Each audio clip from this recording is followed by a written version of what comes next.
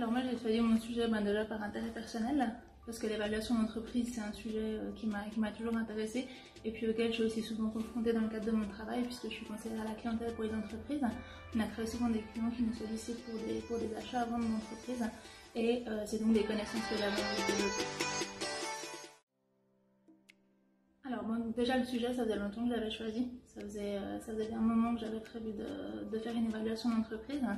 J'ai commencé vraiment au mois de janvier, j'ai pris pas mal de temps, j'ai pris je pense en tout cas 3 ou 4 mois simplement pour lire des livres qui parlent d'évaluation d'entreprise, pour réunir un petit peu toutes les sources d'informations dont j'allais avoir besoin par la suite. Et puis j'ai commencé vraiment à rédiger au mois de juin après les examens. Et là comme j'avais déjà toutes les sources d'informations plus ou moins à disposition, ça a été relativement vite pour écrire. Alors la gestion du temps, c'est je pense un petit peu la chose qui m'a un peu plus inquiétée au départ, justement parce qu'il y avait tout à faire en parallèle, hein, le travail, les examens à préparer et le travail de bachelor à préparer. Après comme j'ai dit, j'ai commencé à écrire une fois que j'ai fini les examens, donc je me suis pas trop mis la pression jusqu'au mois de juin par rapport à l'écriture du travail de bachelor.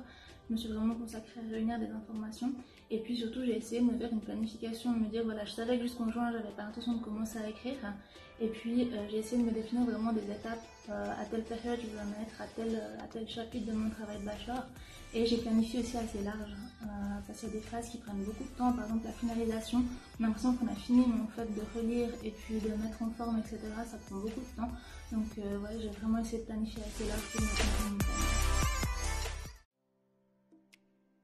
Alors là, pour tout ce qui était les connaissances théoriques, c'était des livres.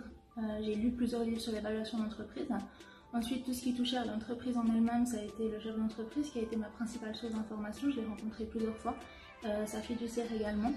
Et puis ensuite, tout ce qui touchait à l'environnement externe de l'entreprise, là, je me suis beaucoup appuyée déjà sur des publications qui sont faites par les banques, qui sont faites par le SECO, etc. Et puis sur des bases de données financières, par exemple Reuters ou ce genre de fournisseurs d'informations. Donc ça m'a apporté déjà des connaissances en évaluation d'entreprise.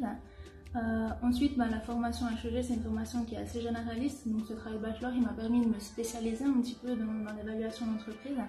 Et ça a été une belle carte de visite que j'ai pu mettre en avant pour développer des nouvelles opportunités au niveau professionnel. Je conseillerais de bien choisir le sujet du travail de bachelor parce que vous allez y passer beaucoup de temps. Donc c'est quand même plus simple si c'est un sujet qui vous intéresse. Bien choisir aussi en fonction de ce que vous avez envie de faire après. Comme je disais tout à l'heure, ça peut être une belle carte de visite. Et puis planifier large parce qu'on a souvent pas mal de petits imprévus, surtout au moment de la mise sous pli, etc. Donc là, il faut vraiment prévoir un petit peu de marge sur la fin du travail de bachelor.